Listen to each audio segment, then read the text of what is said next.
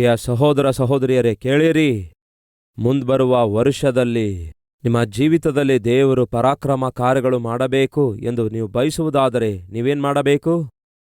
ಆತನನ್ನು ನಂಬಬೇಕು. ಎಷ್ಟರ ಮಟ್ಟಿಗೆ ನಂಬಬೇಕು? 100ಕ್ಕೆ 100% ನಂಬಬೇಕು. ಇಸ್ರಾಯೇಲ್ ಪ್ರಜೆಗಳು ಮಾಡಿರುವ ತಪ್ಪ್ಯಾವುದು ಗೊತ್ತಾ? ನಂಬಲಿಲ್ಲ. ಅವರು ಯಾರನ್ನು ನಂಬಿದ್ರು ಗೊತ್ತಾ? 10 ಮಂದಿ ತಂದಿರುವ ಸುಳ್ಳು ಸಮಾಚಾರವನ್ನು ಅವರು ನಂಬುತ್ತಾರೆ ಪ್ರಿಯರೇ.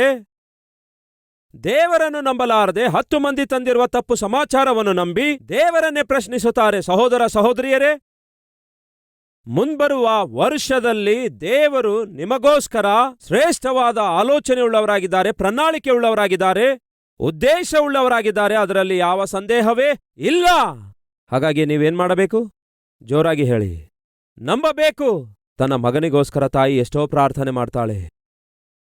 ಹಾಗೆ ಮಗನಿಗೋಸ್ಕರ ತಾಯಿ ಪ್ರಾರ್ಥನೆ ಮಾಡಿದಾಗ ಆ ತಾಯಿಗೆ ದೇವರು ವಾಗ್ದಾನ ಮಾಡುತ್ತಾರೆ, ತಕ್ಕ ಸಮಯದಲ್ಲಿ ನಿನ್ನ ಮಗನನ್ನು ನಾನು ಘನವಾದ ಪಾತ್ರೆಯನ್ನಾಗಿ ಉಪಯೋಗಿಸಿಕೊಳ್ತೇನೆ, ದೊಡ್ಡ ಸೇವಕನಾಗಿ ಸಾಕ್ಷಿಯಾಗಿ ಉಪಯೋಗಿಸಿಕೊಳ್ಳುತ್ತೇನೆ ಎಂಬುದಾಗಿ ದೇವರು ವಾಗ್ದಾನ ಮಾಡ್ತಾರೆ. ಪ್ರತಿದಿನ ಆ ತಾಯಿ ತನ್ನ ಮಗನಿಗೋಸ್ಕರ ಅವನ ಕ್ಷೇಮಕ್ಕೋಸ್ಕರ ಪ್ರಾರ್ಥನೆ ಮಾಡುತ್ತಿರುವಾಗ ಸಡನ್ ಆಗಿ ಒಂದು ಟೆಲಿಗ್ರಾಮ್ ಬರುತ್ತೆ. ಅದೇನೆಂದರೆ, ನಿಮ್ಮ ಮಗನು ಯುದ್ಧದಲ್ಲಿ ತೀವ್ರವಾದ ಗಾಯಗೊಂಡು ಸತ್ತು ಹೋದ, ಹಾಸ್ಪಿಟಲ್ನಲ್ಲಿ ಅವನ ಶವವನ್ನು ತಂದಿಟ್ಟಿದ್ದಾರೆ. ಹಾಗಾಗಿ ಬಂದು ನಿಮ್ಮ ಮಗನ ಶವ ತೆಗೆದುಕೊಂಡು ಹೋಗಿ ಎಂಬ ಟೆಲಿಗ್ರಾಮ್ ಬಂತು ಪ್ರಿಯರೇ. ಈಗ ಈ ತಾಯಿ ಯಾರನ್ನು ನಂಬಬೇಕು? ಸಹೋದರ ಸಹೋದರಿಯರೇ, ಯಾರನ್ನು ನಂಬಬೇಕು? ಬೈಬಲನ್ನು ತಂದು ದೇವರ ಮುಂದೆ ಇಡುತ್ತಾಳೆ. ದೇವರೇ, ಈ ಬೈಬಲನ್ನು ನಾನು ಓದುವಾಗ ನನ್ನ ಮಗನಿಗೆ ನೀವು ದೊಡ್ಡ ಸಾಕ್ಷಿಯಾಗಿ ನಿಲ್ಲಿಸಿ ಬಲವಾಗಿ ಉಪಯೋಗಿಸಿಕೊಳ್ತೀರಿ ಎಂಬುದಾಗಿ, ನಿಮ್ಮ ಕೈಯಲ್ಲಿ ಸಾಧನವಾಗಿ ಉಪಯೋಗಿಸಿಕೊಳ್ತೀರಿ ಎಂದು ನನಗೆ ಮಾತು ಕೊಟ್ಟಿದ್ದೀರಿ. ದೇಶ ಕಷ್ಟದಲ್ಲಿರುವುದರಿಂದ ಯವನಸ್ಥರೆಲ್ಲರೂ ಯುದ್ಧಕ್ಕೆ ಬಾ ಎಂದು ಕರೆದ್ರೆ ನನ್ನ ಮಗನನ್ನು ಯುದ್ಧಕ್ಕೆ ಕಳಿಸಿದ್ರೆ ಈಗ ನನಗೆ ವಾರ್ತೆ ಬಂದಿದೆ, ನನ್ನ ಮಗನು ಯುದ್ಧದಲ್ಲಿ ಸತ್ತಿದ್ದಾನೆ ಎಂಬುದಾಗಿ. ಬಂದಿರುವ ಟೆಲಿಗ್ರಾಮ್ ನಂಬನ್ನುತ್ತೀರೋ, ಇಲ್ಲವೇ ನೀವು ಕೊಟ್ಟ ಮಾತನ್ನು ನಂಬುವಂತೀರೋ? ದೇವರೇ, ನನಗೇನ್ ಮಾಡನ್ನುತ್ತೀರಿ ಎಂದು ಹೀಗೆ ಸಹೋದರ ಸಹೋದರಿಯರೇ, ಆ ತಾಯಿ ಏನ್ ಮಾಡುತ್ತಾಳೆ ಗೊತ್ತಾ? ಹಾಸ್ಪಿಟಲ್ಗೆ ಹೋಗ್ತಾಳೆ. ಹಾಸ್ಪಿಟಲ್ಗೆ ಹೋಗಿ, ನನಗೆ ಈ ಟೆಲಿಗ್ರಾಮ್ ಬಂದಿದೆ ಸರ್, ನನ್ನ ಮಗನು ಯುದ್ಧ ಮಾಡ್ತಿರುವಾಗ ಸತ್ತಿದ್ದಾನೆ ಎಂಬ ಟೆಲಿಗ್ರಾಮ್ ಬಂದಿದೆ. ಆದರೆ ನನ್ನ ಹೃದಯ ಹೇಳ್ತಾ ಇದೆ, ನನ್ನ ಮನಸ್ಸು ಹೇಳ್ತಾ ಇದೆ, ನನ್ನ ಮಗನಿಗೆ ಏನೂ ಆಗಿಲ್ಲವೆಂದು. ನಾನು ಮಾಡಿದ ಪ್ರಾರ್ಥನೆಗೆ ದೇವರು ಖಂಡಿತವಾಗಿಯೂ ಪ್ರತಿಫಲ ಕೊಡ್ತಾರೆ ಎಂಬುದಾಗಿ ದೇವರು ನನಗೆ ವಾಗ್ದಾನ ಮಾಡಿದ್ದಾರೆ. ನನ್ನ ಮಗನನ್ನು ಕಾಪಾಡುತ್ತಾರೆಂದು, ಭದ್ರಪಡಿಸುತ್ತಾರೆಂದು, ಸೇವಕನನ್ನಾಗಿ ಅವನಿಗೆ ತಯಾರು ಮಾಡುತ್ತೇನೆ ಎಂಬುದಾಗಿ ದೇವರು ವಾಗ್ದಾನ ಮಾಡಿದ್ದಾರೆ.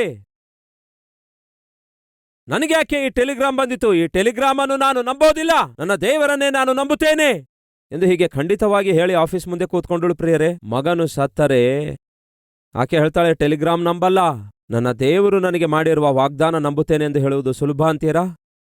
ಹೇಳ್ರಿ, ಸುಲಭವಲ್ಲ. ಅದೆಲ್ಲವನ್ನು ಕೇಳಿದ ನಂತರ ಆಫೀಸರ್ ತಕ್ಷಣವೇ ಆ ಮಗನಿರುವಂತಹ ಬಟಾಲಿಯನ್ಗೆ, ಅಲ್ಲಿರುವಂತಹ ಕ್ಯಾಪ್ಟನ್ಗೆ, ಅಧಿಕಾರಿಗೆ ಫೋನ್ ಮಾಡುತ್ತಾರೆ.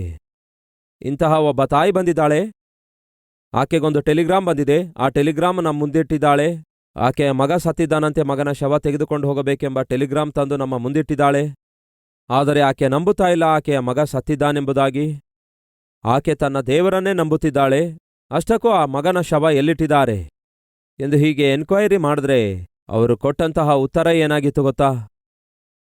ಅಲ್ಲಿನ ಮೇಜರ್ಗೆ ಹೇಳ್ತಾರೆ, ಅಯ್ಯ, ಆ ಟೆಲಿಗ್ರಾಮ್ ಬೈ ಮಿಸ್ಟೇಕ್ ಆಗಿ ಆಕೆಯ ಮನೆಗೆ ಹೋಗಿದೆ, ಸತ್ತಿದ್ದು ಆಕೆಯ ಮಗನಲ್ಲ, ಸತ್ತಿರೋದು ಮತ್ತೊಬ್ಬರ ಮಗನು. ಕೇಳಿ ಸಹೋದರ ಸಹೋದರಿಯರೇ, ಆ ತಾಯಿ ನಂಬಿದ್ದು ಮನುಷ್ಯರು ಕಳುಹಿಸಿದ ವಾರ್ತೆಯನ್ನಲ್ಲ, ದೇವರು ಅನುಗ್ರಹಿಸಿರುವ ವಾಗ್ದಾನವನ್ನೇ ನಂಬಿದಳು. ಚಪ್ಪಳೆ ತಟ್ಟುತ್ತಿರುವ ಸಹೋದರ ಸಹೋದರಿಯರೇ, ಹೇಳಲಿಚ್ಛಿಸೋದೇನೆಂದರೆ, ನೂತನ ವರ್ಷದೊಳಗೆ ನಾವು ಪ್ರವೇಶಿಸಿದ ನಂತರ ಹೋರಾಟಗಳಿರ್ತವೆ ಎನ್ನುವುದನ್ನು ಮರೆಯಬೇಡಿ. ಹೋರಾಡಬೇಕಾಗುತ್ತದೆ ಎಂದು ಮರೆಯಬೇಡಿ. ಕಷ್ಟಗಳಿರುತ್ತವೆ ಎಂದು ಮರೆಯಬೇಡಿ.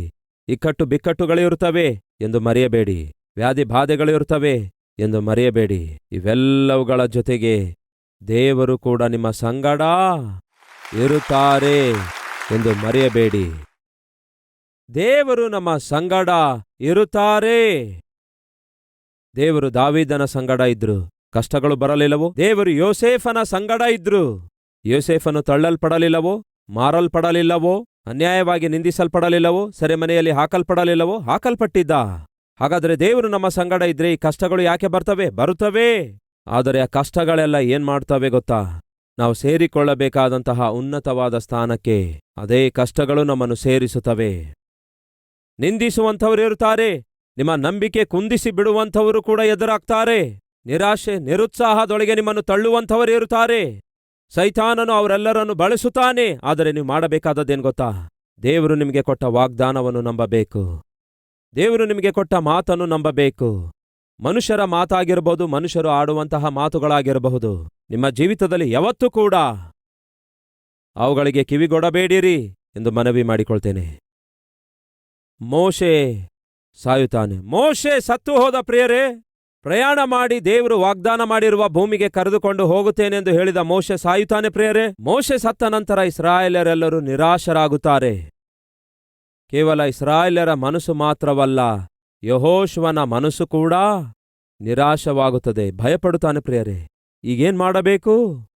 ದೇವರು ವಾಗ್ದಾನ ಮಾಡಿದ್ದಾರೆ, ವಾಗ್ದಾನ ಭೂಮಿಗೆ ಕರೆದೊಯ್ತೇನೆಂದಿದ್ದಾರೆ. ನಮ್ಮನ್ನು ನಡೆಸುವ ನಾಯಕನು ಸಡನ್ನಾಗಿ ಮರಣ ಹೊಂದಿದ್ದಾನೆ. ಈಗ ನಮ್ಮ ಪರಿಸ್ಥಿತಿ ಏನು? ಈಗ ನಮ್ಮ ಭವಿಷ್ಯ ಪ್ರಶ್ನಾರ್ಥಕವಾಗಿ ಮಾರ್ಪಟ್ಟಿದೆ. ನಮ್ಮ ಪರಿಸ್ಥಿತಿ ಏನು ಎಂಬ ಪ್ರಶ್ನೆ ಎದ್ದಿತು. ಈ ದಿನ ನಮ್ಮ ಮಧ್ಯೆ ಯಾರಾದರೂ ಇದ್ದೀರಾ?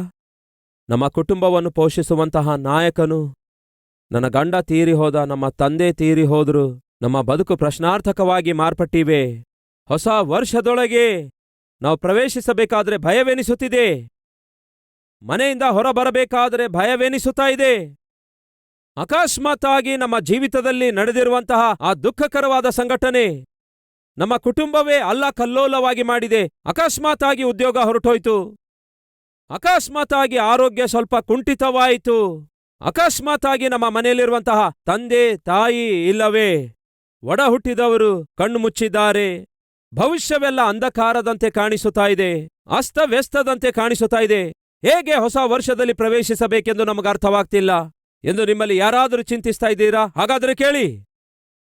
ಐಗುಪ್ತ ದೇಶದಿಂದ ಬಿಡಿಸಲ್ಪಟ್ಟಂತಹ ಮೋಶೆ, ಅಂದರೆ ಮೋಶೆ ಮುಖಾಂತರ ದೇವರು ಬಿಡಿಸಿದರೆ ಆ ವಾಗ್ದಾನ ಭೂಮಿಗೆ ಮೋಶೆ ಮುಖಾಂತರ ಇನ್ನೇನು ಸೇರ್ಲಿಕ್ಕಿದ್ದೇವೆ ಎಂದು ನಂಬಿದವರ ಮುಂದೆ ಮೋಶೆ ಕಣ್ಣು ಮುಚ್ಚುತ್ತಾನೆ. ಮೋಶೆ ಕಣ್ಣು ಮುಚ್ಚಿದ್ದಕ್ಕೆ ಎಲ್ಲರೂ ಕಣ್ಣೀರು ಬಿಟ್ಟು ಅಳುತ್ತಾರೆ. ಹಾಗೆ ಅತ್ತವರಲ್ಲಿ ಯೆಹೋಶುವನು ಕೂಡ ಒಬ್ಬನಾಗಿದ್ದ. ಯೆಹೋಶುವನು ಕೂಡ ಅಳುತ್ತಾನೆ, ಭಯಪಡುತ್ತಾನೆ. ಈಗ ಹೇಗೆ? ಭವಿಷ್ಯದ ಬಗ್ಗೆ ಏನು? ಹೇಗೆ ವಾಗ್ದಾನ ಭೂಮಿ ಸ್ವಾಧೀನ ಮಾಡಿಕೊಳ್ಳೋದು? ಹೇಗೆ ಒಳ್ಳೆ ದಿನಗಳನ್ನು ನೋಡೋದು? ಹೇಗೆ ಜಯ ಹೊಂದಿಕೊಳ್ಳೋದು? ಹೀಗೆ ಎಷ್ಟೋ ಪ್ರಶ್ನೆಗಳಿದ್ವು. ಆ ಎಲ್ಲಾ ಪ್ರಶ್ನೆಗಳ ನಡುವೆ ದೇವರು ಯೆಹೋಶುವನಿಗೆ ಮಾತಾಡಿ ಹೇಳುತ್ತಾರೆ. ಏನೆಂದು ನೋಡೋಣ ಬನ್ನಿ. ಯೆಹೋಶುವನ ಪುಸ್ತಕ 1ನೇ ಅಧ್ಯಾಯ ವಚನ 1ರಿಂದ ಓದುತ್ತಿದ್ದೇನೆ. ಯೆಹೋವನ ಸೇವಕನಾದ ಮೋಶೆಯು ಸತ್ತ ಮೇಲೆ ಯೆಹೋವನು ಅವನ ಶಿಷ್ಯನಾದ ನೂನನ ಮಗನಾದ ಯೆಹೋಶುವನಿಗೆ ಹೇಳಿದ್ದೇನೆಂದರೆ, ನನ್ನ ಸೇವಕನಾದ ಮೋಶೆಯು ಸತ್ತನು. ಆದ್ದರಿಂದ ಈಗ ನೀನು ಎದ್ದೇಳು, ಚಿಂತಿಸುವ ಅಗತ್ಯ ನಿನಗಿಲ್ಲ. ನೀವು ಕೂಡ ನಿಮ್ಮ ಕುಟುಂಬದಲ್ಲಿ ಮರಣ ಸಂಭವಿಸಿರುವುದರಿಂದ ಚಿಂತಿಸ್ತಾ ಇದ್ದೀರಿ. ದೇವರು ಹೇಳ್ತಿದ್ದಾರೆ, ಚಿಂತಿಸುತ್ತಾ ಇದ್ದೀರಿ, ಎದ್ದೇಳಿರಿ. ಉದ್ಯೋಗ ಹೋಗಿದೆ ಎಂದು ಚಿಂತಿಸುತ್ತಾ ಇದ್ದೀರಿ. ಹಾಗೆ ಚಿಂತಿಸುವ ನಿಮಗೆ ದೇವರು ಹೇಳ್ತಿದ್ದಾರೆ, ಎದ್ದೇಳಿರಿ. ಎಷ್ಟು ಕಾಲ ಚಿಂತಿಸುತ್ತೀರಿ? ದಿಗಿಲು ಪಡುತ್ತಾ ಚಿಂತಿಸುತ್ತಾ ಎಷ್ಟು ಕಾಲ ಕೂತ್ಕೊಳ್ತೀರಿ? ಆರ್ಥಿಕ ತೊಂದರೆಗಳು ಬಂದಿರೋದ್ರಿಂದ ಚಿಂತಿಸುತ್ತಾ ಇದ್ದೀರಿ. ಪ್ರಮೋಷನ್ ಬಂದಿಲ್ಲವೆಂದು ಚಿಂತಿಸುತ್ತಾ ಇದ್ದೀರಿ. ಮದುವೆ ಫಿಕ್ಸ್ ಆಗಿ ಕ್ಯಾನ್ಸಲ್ ಆಗಿರೋದ್ರಿಂದ ಚಿಂತಿಸುತ್ತಾ ಇದ್ದೀರಿ. ಎಷ್ಟೋ ಕಾಲದಿಂದ ಮಕ್ಕಳಾಗ್ಲಿಲ್ಲವೆಂದು ಚಿಂತಿಸುತ್ತಾ ಇದ್ದೀರಿ. ಗರ್ಭಿಣಿ ಎಂಬುದಾಗಿ ಕನ್ಫರ್ಮ್ ಆಗಿ 3 ತಿಂಗಳಲ್ಲಿ ಅಬಾರ್ಷನ್ ಆಗಿದ್ದಕ್ಕೆ ನೀವು ಚಿಂತಿಸುತ್ತಾ ಇದ್ದೀರಿ. ಹೀಗೆ ಚಿಂತಿಸುತ್ತಾ ಎಷ್ಟು ಕಾಲ ಕೂತ್ಕೊಳ್ತೀರಿ? ಎದ್ದೇಳಿರಿ.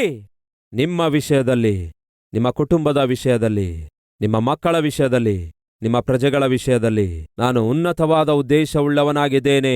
ಆ ಉನ್ನತವಾದ ಉದ್ದೇಶಗಳನ್ನು ನಾನು ನೆರವೇರಿಸುತ್ತೇನೆ. ಹಾಗಾಗಿ ಎದ್ದೇಳಿರಿ. ದೇವರು ಆ ದಿನ ಯೆಹೋಶುವನಿಗೆ ಹೇಳಿದ ಪ್ರಕಾರವೇ ಈ ದಿನ ಸಹೋದರಿ, ಸಹೋದರ, ನಿಮಗೂ ಕೂಡ ಹೇಳ್ತಿದ್ದಾರೆ, ನೀವು ಎದ್ದೇಳಬೇಕು, ಕುಗ್ಗಿ ಹೋಗಬಾರದು. ಈ ವರ್ಷದಲ್ಲಿ ನೀವು ಕಂಡಿರುವಂತಹ ಹೋರಾಟಗಳ ನಿಮಿತ್ತ, ಹೊಂದಿಕೊಂಡಿರುವ ಅವಮಾನಗಳ ನಿಮಿತ್ತ, ಎದುರಿಸಿರುವ ಅನಾರೋಗ್ಯದ ನಿಮಿತ್ತ, ಆರ್ಥಿಕ ತೊಂದರೆಗಳ ನಿಮಿತ್ತ ನೀವು ನಿರಾಶೆ ನಿರುತ್ಸಾಹಕ್ಕೆ ಒಳಗಾಗಬಾರದು. ದೇವ್ರು ಹೇಳ್ತಿದ್ದಾರೆ, ನೀವು ಎದ್ದೇಳಿರಿ, ನಿಮ್ಮ ಮುಂದೆ ಶ್ರೇಷ್ಠವಾದ ಭವಿಷ್ಯವನ್ನು ನಾನು ಕೂಡಿಟ್ಟಿದ್ದೇನೆ. ನಿಮ್ಮ ವಿಷಯದಲ್ಲಿ ಉನ್ನತವಾದ ಉದ್ದೇಶಗಳನ್ನು ನಾನು ಹೊಂದಿಕೊಂಡಿದ್ದೇನೆ. ಅವುಗಳನ್ನು ನೆರವೇರಿಸಲಿಕ್ಕಿದ್ದೇನೆ. ನೀವು ಮಾಡಬೇಕಾದದ್ದೇನು ಗೊತ್ತಾ? ಎದ್ದೇಳ್ರಿ. ಮುಂದೆ ಓದುತ್ತೇನೆ ಕೇಳಿ. ನೀನು ಈಗ ಎದ್ದು ಸಮಸ್ತ ಪ್ರಜಾಸಹಿತವಾಗಿ ಈ ಯೋರ್ದಾನ್ ಹೊಳೆಯನ್ನು ದಾಟಿ ನಾನು ಇಸ್ರಾಯೇಲರಿಗೆ ಕೊಡುವ ದೇಶಕ್ಕೆ ಹೋಗು. ಯೋರ್ದಾನನ್ನು ದಾಟಿ ವಾಗ್ದಾನ ದೇಶದೊಳಗೆ ಹೋಗಿರಿ. ದೇವರು ಈ ದಿನ ನಮ್ಮೆಲ್ಲರಿಗೆ ಹೇಳುವ ಮಾತ್ಯಾವುದು ಗೊತ್ತಾ? ಈ 2023ನೇ ವರ್ಷವನ್ನು ದಾಟಿ ನೂತನ ವರ್ಷಕ್ಕೆ ನೀವು ಈಗ ಹೋಗಿರಿ. ಎದಕ್ಕಾಗಿ ಅಂತೆ? ನೀವು ಹೋಗಿರಿ. 3ನೇ ವಚನ, ನಾನು ಮೋಶೆಗೆ ಹೇಳಿದಂತೆ ನೀವು ಕಾಲಿಡುವ ಸ್ಥಳವನ್ನೆಲ್ಲ ನಾನು ನಿಮಗೆ ಕೊಟ್ಟಿದ್ದೇನೆ. ಅರಣ್ಯವು ಈ ಲೆಬನೋನ್ ಪರ್ವತವು ಮೊದಲುಗೊಂಡು ಎಫ್ರೋಟಿಸ್ ಮಹಾನದಿಯವರೆಗಿರುವ ಹಿತ್ತಿಯರ ದೇಶವೆಲ್ಲ ನಿಮ್ಮದಾಗುವುದು. ನಿಮ್ಮ ಸೀಮೆಯು ಪಶ್ಚಿಮ ದಿಕ್ಕಿನ ಮಹಾಸಾಗರದವರೆಗೆ ವಿಸ್ತರಿಸಿಕೊಳ್ಳುವುದು ನಿನ್ನ ಜೀವಮಾನದಲ್ಲೆಲ್ಲ. ಸಹೋದರ, ಕೇಳ್ತಾ ಇದ್ದೀರಾ? ನಿರಾಶೆ ನಿರುತ್ಸಾಹದಲ್ಲಿ ಈ ವಾಕ್ಯ ಕೇಳ್ತಾ ಇರಬಹುದು. ಈ ವರ್ಷದಲ್ಲಿ ನಿಮಗೆ ಯಾವುದೂ ಅನುಕೂಲವಿಲ್ಲದೇ ಇದ್ದಿರಬಹುದು. ಎಲ್ಲವೂ ಸಮಸ್ಯೆಗಳೇ, ಎಲ್ಲವೂ ಹೋರಾಟಗಳೇ, ಎಲ್ಲವೂ ಅವಮಾನಗಳೇ, ಎಲ್ಲವೂ ಅಪಾಯವೇ, ಎಲ್ಲವೂ ಕೂಡ ಆರ್ಥಿಕ ತೊಂದರೆಗಳೇ, ಅನಾರೋಗ್ಯ ಸಮಸ್ಯೆಗಳೇ ನೀವು ಅನುಭವಿಸಿರುವುದಾದ್ರೆ ದೇವರು ನಿಮಗೆ ಹೇಳ್ತಿದ್ದಾರೆ ಏನೆಂದು ಗೊತ್ತಾ? ನಿನ್ನ ಜೀವಮಾನದಲ್ಲೆಲ್ಲ ಒಬ್ಬ ಮನುಷ್ಯನು ಕೂಡ ನಿನ್ನ ಮುಂದೆ ನಿಲ್ಲುವುದಿಲ್ಲ. ನಾನು ಮೋಶೆಯ ಸಂಗಡ ಇದ್ದ ಹಾಗೆ ನಿನ್ನ ಸಂಗಡಲೂ ಇರುವೆನು. ನಾನು ನಿನ್ನ ಸಂಗಡ ಇರುತ್ತೇನೆ, ನಿನ್ನನ್ನು ಕೈ ಬಿಡುವುದಿಲ್ಲ. ಸಹೋದರಿ, ಗಂಡ ನಿಮ್ಮನ್ನು ಬಿಟ್ಟಿರಬಹುದು. ಸಹೋದರಿ, ಹೆಂಡತಿ ನಿಮ್ಮನ್ನು ಬಿಟ್ಟಿರಬಹುದು. ಸ್ವಂತವರೇ ನಿಮ್ಮನ್ನು ಬಿಟ್ಟಿರಬಹುದು. ಏಕಾಂಗಿಯಾಗಿ ಬಿಟ್ಟಿರಬಹುದು. ಒಬ್ಬಂಟಿಗರನಾಗಿ ಬಿಟ್ಟೋಗಿರಬಹುದು. ಸಹೋದರ, ಸಹೋದರಿ, ದೇವರು ಹೇಳ್ತಿದ್ದಾರೆ, ನಿಮ್ಮನ್ನು ನಾನು ಕೈ ಬಿಡೋದಿಲ್ಲ, ತೊರೆಯುವುದಿಲ್ಲ. ಸ್ಥಿರಚಿತ್ತನಾಗಿರು, ಧೈರ್ಯದಿಂದ ಇರು. ಯಾಕೆಂದರೆ ನಾನು ಈ ಜನರ ಪಿತೃಗಳಿಗೆ ಪ್ರಮಾಣ ಮಾಡಿಕೊಟ್ಟ ಈ ದೇಶವನ್ನು ನಿಶ್ಚಯವಾಗಿ ನೀನೇ ಈ ಪ್ರಜೆಗಳಿಗೋಸ್ಕರ ಸ್ವಾಧೀನ ಪಡಿಸಬೇಕು. ಆದುದರಿಂದ ನೀನು ಸ್ಥಿರಚಿತ್ತನಾಗಿ ಜಾಗರೂಕನಾಗಿದ್ದು ಬಹುಧೈರ್ಯವುಳ್ಳವನಾಗಿರಬೇಕು. ನನ್ನ ಸೇವಕನಾದ ಮೋಶೆ ನಿನಗೆ ಬೋಧಿಸಿದ, ಅಂದರೆ ಆಜ್ಞಾಪಿಸಿದ ಧರ್ಮಶಾಸ್ತ್ರವನ್ನೆಲ್ಲ ನೀನು ಕೈಕೊಂಡು ನಡೆಯಬೇಕು. ನೀನು ನಡೆಯುವ ಪ್ರತಿಯೊಂದು ಮಾರ್ಗದಲ್ಲಿ ಚೆನ್ನಾಗಿ ಪ್ರವರ್ತಿಸುವ ಹಾಗೆ ನೀನು ಈ ಧರ್ಮಶಾಸ್ತ್ರ ಗ್ರಂಥವನ್ನೆಲ್ಲ ಕೈಕೊಂಡು ನಡೆಯುವುದರಲ್ಲಿ ತಪ್ಪಬಾರದು. ಅವುಗಳಲ್ಲಿ ಹೇಳಿರುವುದನ್ನೆಲ್ಲ ನೀನು ಮಾಡುವುದಕ್ಕೋಸ್ಕರವಾಗಿ ನೀನು ಜಾಗ್ರತೆಯಿಂದಿರುವ ಹಾಗೆ ಹಗಲಿರುಳು ಅದನ್ನು ಧ್ಯಾನಿಸುತ್ತಾ ಅದರಲ್ಲಿ ಬರೆದಿರುವುದನ್ನೆಲ್ಲ ಕೈಕೊಂಡು ನಡಿ. ಆಗ ನಿನ್ನ ಮಾರ್ಗದಲ್ಲೆಲ್ಲ ನೀನು ಸಫಲನಾಗುವಿ, ಕೃತಾರ್ಥನಾಗುವಿ. ಏನಂತೆ? ಕೃತಾರ್ಥನಾಗುವಿ. ನಾನು ನಿನಗೆ ಆಜ್ಞಾಪಿಸಿದ್ದೇನಲ್ಲ, ಸ್ಥಿರಚಿತ್ತನಾಗಿರು, ಧೈರ್ಯದಿಂದಿರು, ಅಂಜಬೇಡ, ಕಳವಳಗೊಳ್ಳಬೇಡ. ನೀನು ಹೋಗುವ ಮಾರ್ಗದಲ್ಲೆಲ್ಲ ನಿನ್ನ ದೇವರಾದ ಯೆಹೋವನು ನಿನ್ನ ಸಂಗಡ ಇರುತ್ತಾನೆ. ಈ ದಿನ ನಮ್ಮಲ್ಲಿ ಎಷ್ಟು ಜನ ನಂಬುತ್ತೀರಿ? ನೂತನ ವರ್ಷದಲ್ಲಿ ದೇವರು ನನ್ನ ಸಂಗಡ ಇರುವಂಥವರಾಗಿದ್ದಾರೆ ಎಂದು ನಂಬುವಂಥವರಿದ್ರೆ ಜೋರಾಗಿ ಚಪ್ಪಾಳೆ ತಟ್ಟುವಿರಾ? ಪ್ರಿಯ ಸಹೋದರ ಸಹೋದರಿಯರೇ, ಆ ದಿನ ಯೆಹೋಶುವನ ಪರಿಸ್ಥಿತಿ ಹೇಗಿತ್ತು ಗೊತ್ತಾ? ಈ ಯೆಹೋಶುವನು ಯಾರು ಗೊತ್ತಾ? ಮೋಶೆಯ ಬಳಿಯಲ್ಲಿ ಒಬ್ಬ ಸೇವಕನಾಗಿದ್ದ. ಮೋಶೆಯೇನೋ ಸಾಯುತ್ತಾನೆ. ಈಗ ಯೆಹೋಶುವನಿಗೆ ದೇವರು ಹೇಳುತ್ತಾರೆ, ಯೆಹೋಶುವನೇ, ಮೋಶೆ ಸತ್ತಿದ್ದಾನೆ ಎಂದು ನೆನೆಸಿ ಅಳುತ್ತಾ ಇದೀಯಾ? ಅಂಜುತ್ತಾ ಇದೀಯಾ? ಬಾಧೆ ಪಡ್ತಾ ಇದೀಯಾ? ಭಯ ಪಡುತ್ತಾ ಇದೀಯಾ? ಭಯಪಡಬೇಡ. ಈ ದಿನ ಯಾರಾದರೂ ಇದ್ದೀರಾ? ಈ ಸಮಯದಲ್ಲಿ ಈ ವಾಕ್ಯ ಕೇಳುವ ಸಹೋದರ ಸಹೋದರಿಯರೇ ಯಾರಾದರೂ ಇದ್ದೀರಾ? ಭಯದಿಂದ ಕೂಡಿದಂಥವರು. ಅಯ್ಯೋ, ಏನಾಗ್ತೇನೋ ಗೊತ್ತಿಲ್ಲ ಎಂಬ ಭಯ. ಅಯ್ಯೋ, ಏನಾಗುತ್ತದೋ ಎಂಬ ಭಯ. ನನ್ನ ಕುಟುಂಬ ಏನಾಗ್ತದೋ ಎಂಬ ಭಯ. ನನ್ನ ಮಗ ಏನಾಗ್ತಾನೋ ಎಂಬ ಭಯ. ನನ್ನ ಮಗಳು ಏನಾಗ್ತಾಳೋ ಎಂಬ ಭಯ. ನನ್ನ ಗಂಡ ಏನಾಗ್ತಾನೋ, ನನ್ನ ಹೆಂಡತಿ ಏನಾಗ್ತಾಳೋ ನನ್ನ ಎಂಬ ಭಯ. ನನ್ನ ಆರೋಗ್ಯ ಏನಾಗ್ತದೋ ಎಂಬ ಭಯ. ಈ ದಿನ ಏನಾಗಿದೆ ನಿಮಗಿರುವಂತಹ ಭಯ? ದೇವ್ರು ಹೇಳ್ತಿದ್ದಾರೆ, ಭಯಪಡಬೇಡಿರಿ, ಭಯಪಡಬೇಡಿರಿ, ಧೈರ್ಯದಿಂದ ಇರಿ, ಸ್ಥಿರಚಿತ್ತರಾಗಿರಿ, ನಾನು ನಿಮ್ಮ ಸಂಗಡ ಇದ್ದೇನೆ. ನೀವು ಮಾಡಬೇಕಾದದೆಲ್ಲ ಒಂದೇ. ನನ್ನ ವಾಕ್ಯವನ್ನು ಓದಿರಿ, ನನ್ನ ವಾಕ್ಯವನ್ನು ಧ್ಯಾನಿಸಿರಿ, ವಾಕ್ಯಾನುಸಾರವಾಗಿ ಜೀವಿಸಿರಿ. ನಿಮ್ಮ ಮುಂದೆ ಯಾರೊಬ್ಬರು ನಿಲ್ಲಲಾರದಂತೆ ನಾನು ಮಾಡ್ತೇನೆ. ನೀವು ಕಾಲಿಡುವ ಎಲ್ಲಾ ಸ್ಥಳವನ್ನು ನಾನು ನಿಮಗೆ ಕೊಡ್ತೇನೆ. ಇದನ್ನು ನಂಬು ಎಂದು ಯೆಹೋಶುವನಿಗೆ ದೇವರು ಕೊಟ್ಟ ವಾಗ್ದಾನವಾಗಿದೆ. ಯೆಹೋಶುವನ ಪ್ರಜೆಗಳು ಈಗ ವಾಗ್ದಾನ ಭೂಮಿಯೊಳಗೆ ಹೋಗಿ ಅಲ್ಲಿರುವ ಎಲ್ಲಾ ಶತ್ರುಗಳನ್ನು ಸೋಲಿಸಿ, ಅಂದರೆ 30ಕ್ಕೂ ಹೆಚ್ಚಾಗಿ, ಅಂದರೆ 30ಕ್ಕೂ ಅಧಿಕವಾದ ರಾಜರುಗಳು ಅಲ್ಲಿ ಪರಿಪಾಲನೆ ಮಾಡ್ತಾ ಇದ್ರು.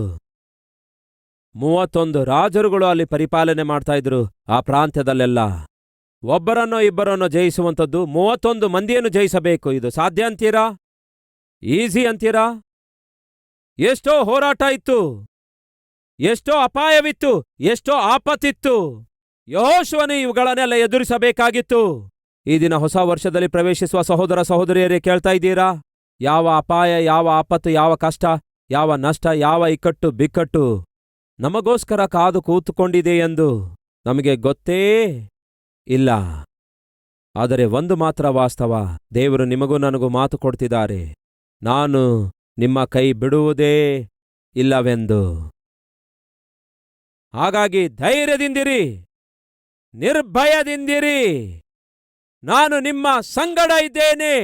ಒಮ್ಮೆ ಒಂದು ಊರು ಅರಣ್ಯಕ್ಕೆ ಹತ್ತಿರವಾಗಿತ್ತು. ಅಕಸ್ಮಾತ್ ಆಗಿ ಆ ಊರೊಳಗೆ ಹುಲಿಯಾಗಲಿ ಸಿಂಹವಾಗಲಿ ಬಂದು ಜನರ ಮೇಲೆ ದಾಳಿ ಮಾಡುತ್ತಾ ಇದುವು. ಹಾಗೆ ಸಡನ್ನಾಗಿ ಆ ಊರೊಳಗೆ ಮಲಗಿಕೊಂಡಿರುವಂತಹ ಆ ಜನರ ಮನೆಯೊಳಗೆ ನುಗ್ಗಿಕೊಂಡು ಜನರನ್ನು ಸೆಳ್ಕೊಂಡೋಗಿ ಪ್ರಾಣ ತೆಗೀತಾ ಇದ್ವು. ಹೀಗೆ ಆ ಊರಲ್ಲಿರುವಂಥವರಿಗೆ, ಆ ಗ್ರಾಮದಲ್ಲಿರುವಂಥವರಿಗೆ ನಿದ್ದೆಯೇ ಇಲ್ಲದಂತಾಯ್ತು, ನಿದ್ದೆ ಕಣ್ಮರೆಯಾಯಿತು. ಅಂತಹ ಸಮಯದಲ್ಲಿ ಆ ಗ್ರಾಮದಲ್ಲಿರುವ ಯವನಸ್ಥರೆಲ್ಲ ಒಂದು ತೀರ್ಮಾನ ತೆಗೆದುಕೊಳ್ತಾರೆ. ಅಯ್ಯೋ, ಈ ಸಿಂಹದ ನಿಮಿತ್ತ, ಹುಲಿಯ ನಿಮಿತ್ತ ನಮ್ಮ ತಂದೆಗೆ, ತಾಯಿಗೆ, ಮನೆಯಲ್ಲಿರುವ ಹಿರಿಯರಿಗೆ ನಿದ್ದೆ ಇಲ್ಲದಂತಾಗ್ಬಿಟ್ಟಿದೆ ಅಲ್ಲವೇ? ನಾವೆಲ್ಲರೂ ಸೇರಿ ಒಂದು ಕೆಲಸ ಮಾಡೋಣ. ರಾತ್ರಿ ನಮ್ಮ ಗ್ರಾಮವನ್ನು ಕಾವಲು ಕಾಯೋಣ. ಫಲಿತವಾಗಿ ತಂದೆ, ತಾಯಿ, ಮನೆಯಲ್ಲಿರುವ ತಮ್ಮ, ತಂಗಿ ಎಲ್ಲರೂ ಪ್ರಶಾಂತವಾಗಿ ಮಲಗುತ್ತಾರೆ. ಹಾಗಾಗಿ ನಾವೆಲ್ಲರೂ ಎಚ್ಚರವಾಗಿದ್ದು ಕಾವಲು ಕಾಯೋಣ ಎಂಬುದಾಗಿ ಆ ಗ್ರಾಮದಲ್ಲಿರುವ ಯವನಸ್ಥರೆಲ್ಲರೂ ಸೇರಿ ರಾತ್ರಿ ಇಡೀ ಎಚ್ಚರವಾಗಿದ್ದು ಹುಲಿಯಾಗಲಿ ಸಿಂಹವಾಗಲಿ ಬಂದ್ರೆ ಸಾಯಿಸೋಣ ಎಂಬುದಾಗಿ ಕಾದು ಕೂತ್ಕೊಂಡಿದ್ರು. ಆ ರೀತಿ ಅವರು ಪ್ರತಿ ರಾತ್ರಿ ಎಚ್ಚರವಾಗಿ ಕಾವಲು ಕಾಯ್ತಾ ಇದ್ರು. ಆ ಗ್ರಾಮಕ್ಕೆ ಯಾವುದೇ ಅಪಾಯ, ಹಾನಿ ಉಂಟಾಗದಂತೆ ಕಾವಲು ಕಾಯ್ತಾ ಇದ್ರು. ಒಂದು ದಿವಸ ಈ ಯವನಸ್ಥರೆಲ್ಲ ಬೆಳಗ್ಗೆ 4-5 ಗಂಟೆಗೆ ಕಣ್ಣು ತೆರೆದು ನೋಡ್ತಾರೆ. ನಿದ್ದೆ ಮಾಡಿದವರು ಕಣ್ಣು ತೆರೆದು ನೋಡ್ತಾರೆ. ಅಂದ್ರೆ ರಾತ್ರಿಯೆಲ್ಲ ಏನ್ ಮಾಡಿದ್ರು ಇವರು? ತಂದೆ ತಾಯಿಗಳನ್ನು ಕಾಪಾಡ್ತೇವೆ, ಎಲ್ಲರನ್ನು ಕಾಪಾಡ್ತೇವೆ ಎಂದು ಹೋದಂಥವರು ರಾತ್ರಿ ಹೊತ್ತಲ್ಲಿ ಬಹಳ ಆಯಾಸಗೊಂಡು ಎಲ್ಲರೂ ನಿದ್ದೆ ಮಾಡಿದ್ರು. ಕಾಪಾಡಿದ್ರು? ಎಲ್ಲರೂ ನಿದ್ದೆ ಮಾಡಿ ಬೆಳಗಾದ ಕೂಡಲೇ, ಇನ್ನೂ ಮೊಬ್ಬಾಗಿರುವಾಗ ಮುಂಜಾನೆ ಜಾವದಲ್ಲಿ ಕಣ್ಣು ತೆರೆದು ನೋಡಿದ್ರೆ ಎಲ್ಲರ ಕಣ್ಮುಂದೆ ಹುಲಿಗಳು ಸತ್ತು ಬಿದ್ದಿದ್ವು. 3 ಬಹು ಬಲಿಷ್ಠವಾದ ಹುಲಿಗಳು ಅಲ್ಲೊಂದು ಸತ್ತು ಬಿದ್ದಿದ್ವು. ಇವರು ಒಬ್ಬರ ಮುಖ ಒಬ್ಬರು ನೋಡಿಕೊಳ್ತಾ ಇದ್ರು. ಏನ್ ಕಣೋ, ನೀನ್ ಕೊಂದಾಕಿದೀಯಾ? ಇಲ್ಲ. ಮತ್ತೆ ನೀನು? ಇಲ್ಲ. ನೀನು? ಇಲ್ಲ ಕಣೋ, ನಾವೆಲ್ಲರೂ ನಿದ್ದೆ ಮಾಡಿದೇವಲ್ಲವೇ? ಮತ್ತೆ ಈ ಹುಲಿಗಳನ್ನು ಯಾರು ಸಾಯಿಸಿದ್ದಾರೆ? ಇವರು ಹಿಂದೆಯೇ ಕಾದು ಕುಳಿತುಕೊಂಡಿದ್ದರು ಪ್ರಿಯರೇ. ಯಾರು ಗೊತ್ತಾ? ಅವರನ್ನು ಹೆತ್ತಿರುವಂತಹ ತಂದೆಯೆಂದರು. ಈ ಯವನಸ್ಥರು ತಮ್ಮ ಕಣ್ಣನ್ನು ಒರೆಸಿಕೊಳ್ಳುತ್ತಾ ಕಣ್ಮುಂದಿರುವಂತಹ ನೋಡುತ್ತಾ ಯಾರು ಕೊಂದಿದ್ದಾರೆ ಅನ್ನುವಾಗ ಹಿಂದೆಯಿಂದ ನಗುತ್ತಾ ತಂದೆಯೆಂದರು ಬಂದು ಹೇಳ್ತಾರೆ, ಮಕ್ಕಳೇ, ನಾವೇ ಕೊಂದಿದ್ದೇವೆ ಅನ್ನುತ್ತಾರೆ. ನೀವ್ ಯಾವಾಗ ಬಂದ್ರಿ? ನಾವು ಯಾವಾಗ ಬರೋದೇನ್ ಮಕ್ಕಳೇ? ಯಾವ ದಿನ ನೀವು ಈ ಗ್ರಾಮ ಕಾಪಾಡುವುದಕ್ಕಾಗಿ ನಿಮ್ಮ ಪ್ರಾಣವನ್ನೇ ಪಣವಾಗಿಟ್ಟು ಯಾವಾಗ ಬಂದು ಕೂತ್ಕೊಂಡಿದ್ದೀರೋ ನಿಮಗೆ ಗೊತ್ತಾಗದಂತೆಯೇ ನಿಮ್ಮನ್ನು ಕಾಪಾಡುವುದಕ್ಕಾಗಿ ಹೆತ್ತ ತಂದೆಗಳಾಗಿರುವ ನಾವು ನಿಮ್ಮ ಹಿಂದೆಯೇ ಕಾವಲಾಗಿದ್ದೆವು ಮಕ್ಕಳೇ ಅಂದ್ರು. ನೀವಾದರೂ ತೂಕಡಿಸಬಹುದೇನೋ, ಆದರೆ ಹೆತ್ತ ತಂದೆಗಳಾದ ನಾವು ಮಾತ್ರ ತೂಕಡಿಸಲಿಲ್ಲ ಮಕ್ಕಳೇ. ಅದಕ್ಕಾಗಿಯೇ ಬಂದು ನಾವು ನಿಮ್ಮನ್ನು ಕಾಪಾಡಿದೆವು. ನೀವು ನಿದ್ದೆ ಮಾಡುತ್ತಿರುವಾಗ ಅಕಸ್ಮಾತ್ತಾಗಿ ಹುಲಿಗಳು ಬಂದಾಗ ನಿಮ್ಗೆ ಯಾವ ಹಾನಿ ಆಗಬಾರದೆಂದು ನಾವೇ ಎಚ್ಚರವಾಗಿದ್ದು ಅವುಗಳನ್ನು ಕೊಂದು ಹಾಕಿದೆವು. ಹೆತ್ತಿರುವಂತಹ ತಂದೆಯಂದಿರಿಗೆ ಇಷ್ಟು ಪ್ರೀತಿ ಇರೋದಾದರೆ ತನ್ನ ಸ್ವಂತ ಮಗನನ್ನೇ ಶಿಲುಬೆಗೆ ಒಪ್ಪಿಸಿ ನಮ್ಮನ್ನು ಕೊಂಡುಕೊಂಡಂತಹ ತಂದೆಗೆ ನಮ್ಮ ಮೇಲೆ ಇನ್ನೆಷ್ಟು ಪ್ರೀತಿ ಇದೆ ಎಂದು ಒಂದು ಸಾರಿ ಆಲೋಚಿಸಿರಿ ಸಹೋದರ, ಸಹೋದರಿ. ಅದೇ ದೇವರು ಹೇಳ್ತಿದ್ದಾರೆ, ನೂತನ ವರ್ಷದೊಳಗೆ ನೀವು ಪ್ರವೇಶಿಸಲಿಕ್ಕಿದ್ದೀರಿ. ನಾನು ಕೊಡುವ ವಾಗ್ದಾನ ಸ್ವಾಧೀನ ಮಾಡಿಕೊಳ್ಳಲಿಕ್ಕಿದ್ದೀರಿ. ಭಯಪಡಬೇಡಿ, ಅಂಜಬೇಡಿರಿ, ಚಿಂತಿಸಬೇಡಿರಿ. ನಾನು ನಿಮ್ಮ ಸಂಗಡ ಇರುತ್ತೇನೆ, ನಿಮ್ಮ ಕೈ ಬಿಡೋದಿಲ್ಲ, ನಿಮ್ಮನ್ನು ತೊರೆಯುವುದಿಲ್ಲ. ನೀವು ಎಲ್ಲಿ ಕಾಲಿಡುತ್ತೀರೋ ಅಲ್ಲಿ ನಾನು ನಿಮ್ಮನ್ನು ಆಶೀರ್ವದಿಸುತ್ತೇನೆ. ನೀವು ಎಲ್ಲಿ ಹೆಜ್ಜೆ ಇಡುತ್ತೀರೋ ಅಲ್ಲಿ ನಾನು ನಿಮ್ಮನ್ನು ಆಶೀರ್ವದಿಸುತ್ತೇನೆ. ನಿಮ್ಮ ಸಂಗಡ ಇರುತ್ತೇನೆ ಎಂದು ಹೇಳಿದಂತಹ ದೇವರು ಅವರ ಮುಂದೆ ಇರುವಂತಹ ಶತ್ರುಗಳನ್ನೆಲ್ಲ ಸಂಹರಿಸುವುದಕ್ಕಾಗಿ ಯೆಹೋಶುವನೊಂದಿಗಿರುವ ಎಲ್ಲಾ ಪ್ರಜೆಗಳನ್ನು ಸಿದ್ಧಪಡಿಸಿದಾಗ ಯೆಹೋಶುವನು ಬಂದು ಹೇಳುತ್ತಾನೆ, ಏನೆಂದು ಗೊತ್ತಾ? ನಿಮ್ಮೆಲ್ಲರಿಗಿರುವ ಆಸೆ ಏನು ಗೊತ್ತಾ? ನಮ್ಮ ಪರಿಸ್ಥಿತಿ ಚೆನ್ನಾಗಿರಬೇಕಾದ್ರೆ, ಮುಂದಿನ ವರ್ಷ ಚೆನ್ನಾಗಿರಬೇಕಾದರೆ, ನಮ್ಮ ಕುಟುಂಬ ವ್ಯವಸ್ಥೆ ಚೆನ್ನಾಗಿರಬೇಕಾದ್ರೆ ದೇವರು ಯಾವುದೋ ಒಂದು ಅದ್ಭುತ ಮಹತ್ಕಾರ್ಯವನ್ನು ಮಾಡಬೇಕು ಬ್ರದರ್. ಇಲ್ಲವಾದರೆ ನಮ್ಮ ಪರಿಸ್ಥಿತಿಗಳು ಸರಿಯಾಗುವುದು ಸಾಧ್ಯವಿಲ್ಲ ಬ್ರದರ್. ನಮ್ಮ ಆರೋಗ್ಯ ಚೇತರಿಸುವುದು ಸಾಧ್ಯವಿಲ್ಲ ಬ್ರದರ್. ನಮ್ಮ ಸಾಲ ತೀರಿ ಹೋಗೋದು ಸಾಧ್ಯವಿಲ್ಲ ಬ್ರದರ್. ನಾವು ಪರಿಶುದ್ಧರಾಗಿ ಜೀವಿಸೋದು ಸಾಧ್ಯವಿಲ್ಲ ಬ್ರದರ್. ಹೀಗೆ ಯಾವುದಾದ್ರೂ ಒಂದು ಅದ್ಭುತ ನಡೆಯಬೇಕು ಎಂದು ಬಯಸುವಂತವರು ಮತ್ತೊಮ್ಮೆ ಕೈ ತೋರಿಸುವಿರಾ? ಹಾಗಾದ್ರೆ ವಾಕ್ಯ ನೋಡಿ, ಯೆಹೋಶುವನ 3ನೇ ಅಧ್ಯಾಯ 5ನೇ ವಚನ. ಇದಲ್ಲದೆ ಯೆಹೋಶುವನು ಜನರಿಗೆ ಹೇಳುತ್ತಾನೆ, ನಾಳೆ ಯೆಹೋವನು ನಿಮ್ಮ ಮಧ್ಯದಲ್ಲಿ ಅದ್ಭುತ ಕಾರ್ಯವನ್ನು, ಅಂದರೆ ಏಕವಚನ ಮಾತ್ರ ಇದೆಯಾ, ಇಲ್ಲವೇ ಬಹುವಚನ ಅದ್ಭುತ ಕಾರ್ಯಗಳು ಅಂತ ಇದೆಯಾ? ನಿಮ್ಮ ಜೀವಿತದಲ್ಲಿ ಒಂದೇ ಅದ್ಭುತ ನಡೆಯಬೇಕೋ ಅಥವಾ ಅನೇಕ ಅದ್ಭುತ ಕಾರ್ಯಗಳು ನಡೆಯಬೇಕೋ? ಏನಂತೀರಿ ಹೇಳಿ? ನನ್ನ ಜೀವಿತದಲ್ಲಿ ನನ್ನ ದೇವರು ಅದ್ಭುತ ಕಾರ್ಯಗಳನ್ನು ಮಾಡಬೇಕು ಎಂದು ಬಯಸುವುದಾದರೆ ವಾಕ್ಯದಲ್ಲಿ ಏನಿದೆ ನೋಡಿ, ನಾಳೆ ಯೆಹೋವನು ನಿಮ್ಮ ಮಧ್ಯದಲ್ಲಿ ಅದ್ಭುತ ಕಾರ್ಯಗಳನ್ನು ಮಾಡುತ್ತಾರೋ ಇಲ್ಲವೋ ಹೇಳಿ, ಜೋರಾಗಿ ಹೇಳಿ. ಯಾರ ಮಧ್ಯದಲ್ಲಿ ಮಾಡುತ್ತಾರೆ? ನಮ್ಮ ಮಧ್ಯದಲ್ಲಿ ಮಾಡುತ್ತಾರೆ. ನನ್ನ ಮನೆಯಲ್ಲೋ, ನಿಮ್ಮ ಮನೆಯಲ್ಲೋ, ಯಾರ ಮನೆಯಲ್ಲಿ? ಒಬ್ಬರ ಮನೆಯಲ್ಲೋ, ಎಲ್ಲರ ಮನೆಯಲ್ಲೋ? ಏನು ಹೇಳ್ತಾನೆ ನೋಡಿ, ನಿಮ್ಮ ಮಧ್ಯದಲ್ಲಿ, ನಿಮ್ಮ ಕುಟುಂಬದ ಮಧ್ಯದಲ್ಲಿ, ನಿಮ್ಮ ಜೀವಿತಗಳ ಮಧ್ಯದಲ್ಲಿ, ನಿಮ್ಮ ಮಕ್ಕಳ ಮಧ್ಯದಲ್ಲಿ, ಗಂಡ ಹೆಂಡತಿಯರ ಮಧ್ಯದಲ್ಲಿ ನನ್ನ ದೇವರು ಅದ್ಭುತಗಳನ್ನು ಮಾಡುವಂಥವರಾಗಿದ್ದಾರೆ. ಆದ್ದರಿಂದ ಇದು ಇರೋ ವಿಷಯ, ಯೆಹೋವನು ನಿಮ್ಮ ಮಧ್ಯದಲ್ಲಿ ಅದ್ಭುತ ಕಾರ್ಯಗಳನ್ನು ಮಾಡೇ ಮಾಡುತ್ತಾನೆ. ಆದ್ದರಿಂದ ನಿಮ್ಮನ್ನು ನೀವು ಪರಿಶುದ್ಧ ಪಡಿಸಿಕೊಳ್ಳಿರಿ. ಈಗೇನ್ ಮಾಡಬೇಕು?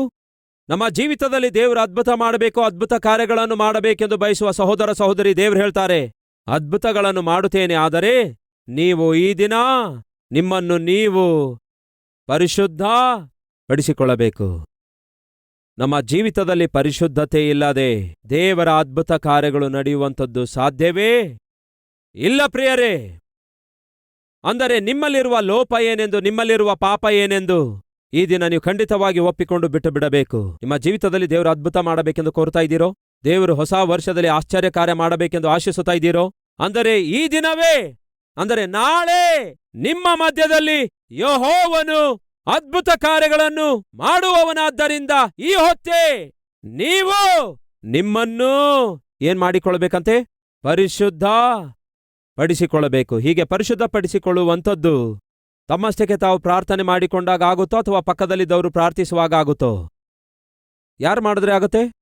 ಸ್ನಾನ ನೀವೇ ಮಾಡುತ್ತೀರೋ ಅಥವಾ ಮನೆಯಲ್ಲಿರುವಂಥವ್ರು ಮಾಡಿಸ್ತಾರೋ? ಚಿಕ್ಕ ಮಕ್ಕಳಿಗೆ ಮಾಡಿಸ್ತಾರೆ, ದೊಡ್ಡವರಿಗೆ ಮಾಡಿಸೋದಿಲ್ಲ. ಹಾಗೆಯೇ ಸಹೋದರ ಸಹೋದರಿಯರೇ, ಈ ಸಮಯದಲ್ಲಿ ನಾವೆಲ್ಲರೂ ಮೊಳಕಾಲೂರೋಣ. ಬನ್ನಿರಿ, ಪ್ರತಿಯೊಬ್ಬರೂ ಮೊಳಕಾಲೂರಿರಿ. ನೀವಿದ್ದಲ್ಲಿ ಮೊಳಕಾಲೂರಿ ಪ್ರಾರ್ಥಿಸಿ.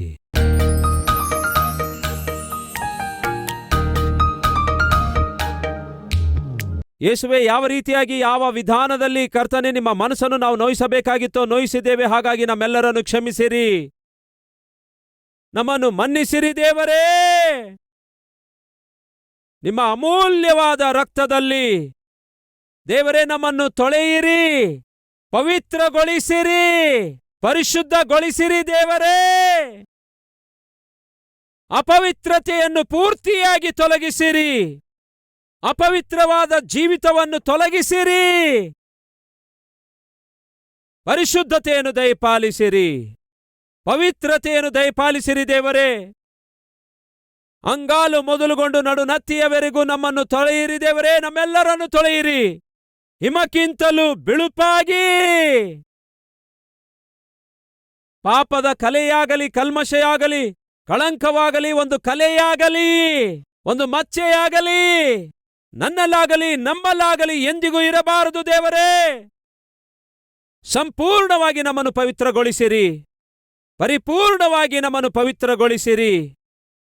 ನಾವು ಹಿಂದಕ್ಕೆ ತಿರುಗಿ ನೋಡದಂತೆ, ನಾಯಿ ತಾನು ಕಕ್ಕಿದ್ದನ್ನು ನೆಕ್ಕಿದ ಹಾಗೆ ಹಿಂತಿರುಗಿ ಹೋಗದಂತೆ ದೇವರೇ, ಈ ದಿನ ಮೊದಲುಗೊಂಡು ಸ್ಥಿರಚಿತ್ತರಾಗಿ, ಪರಿಶುದ್ಧತೆ ಉಳ್ಳವರಾಗಿ, ನಿಮ್ಮ ಜೊತೆ ಇರುವಿಕೆ ಉಳ್ಳವರಾಗಿ, ನಿಮ್ಮ ವಾಗ್ದಾನ ಉಳ್ಳವರಾಗಿ, ಮಹತ್ ಕಾರ್ಯಗಳನ್ನು ಪ್ರತಿದಿನ ನೋಡುವ ಜೀವಿತ ನಮ್ಮೆಲ್ಲರಿಗೂ ದಯಪಾಲಿಸಿರಿ. ಪ್ರತಿದಿನ ನಮ್ಮ ಜೀವಿತದಲ್ಲಿ ಅದ್ಭುತ ಕಾರ್ಯ ನಡೆಯಬೇಕು, ಪ್ರತಿದಿನ ನಮ್ಮ ಜೀವಿತದಲ್ಲಿ ಮಹತ್ ಕಾರ್ಯಗಳು ನಡೆಯಬೇಕು. ನಮ್ಮ ಜೀವಿತ ಬಹು ಆತ್ಮಿಕವಾಗಿರಬೇಕು, ಬಹು ಆದರ್ಶಕರವಾಗಿರಬೇಕು, ಬಹು ಆನಂದಕರವಾಗಿರಬೇಕು, ಬಹು ಆರೋಗ್ಯಕರವಾಗಿರಬೇಕು, ಬಹು ಆಶೀರ್ವಾದಕರವಾಗಿರಬೇಕು ದೇವರೇ. ಅಂತಹ ಧನ್ಯತೆ ನಮಗೆ ದಯಪಾಲಿಸಿರಿ, ಅಂತಹ ಜೀವಿತ ನಮಗೆ ದಯಪಾಲಿಸಿರಿ, ಅಂತಹ ಕುಟುಂಬ ವ್ಯವಸ್ಥೆ ನಮಗೆ ದಯಪಾಲಿಸಿರಿ. ನಿಮ್ಮನ್ನೇ ಸೇವಿಸುವಂತಹ, ನಿಮಗೋಸ್ಕರವೇ ಜೀವಿಸುವಂತಹ, ನಿಮ್ಮನ್ನೇ ಘನಪಡಿಸುವಂತಹ, ನಿಮ್ಮಂತೆ ಜೀವಿಸುವಂತಹ ಜೀವಿತ ನಮಗೆ ದಯಪಾಲಿಸಿರಿ ದೇವರೇ ಎಂದು ಯೇಸುವಿನ ನಾಮದಲ್ಲಿ ಪ್ರಾರ್ಥಿಸುತ್ತೇವೆ ತಂದೆಯೇ, ಆಮೇನ್.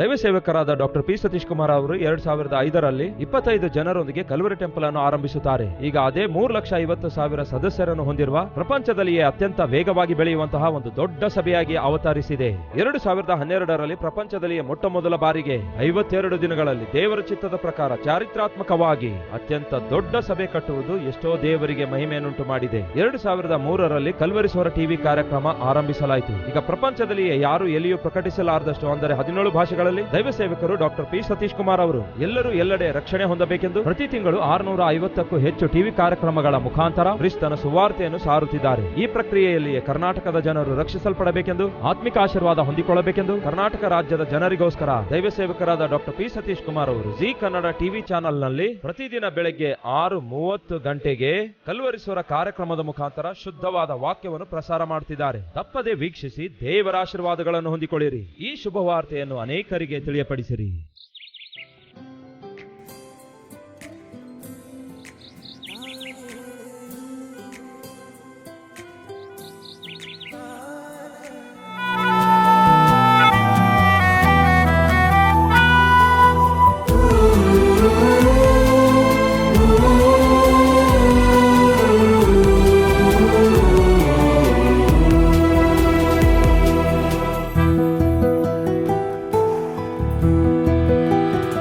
ನಮ್ಮ ವಿಳಾಸ Calvary, post box number 30, Kukatpally, Hyderabad 72.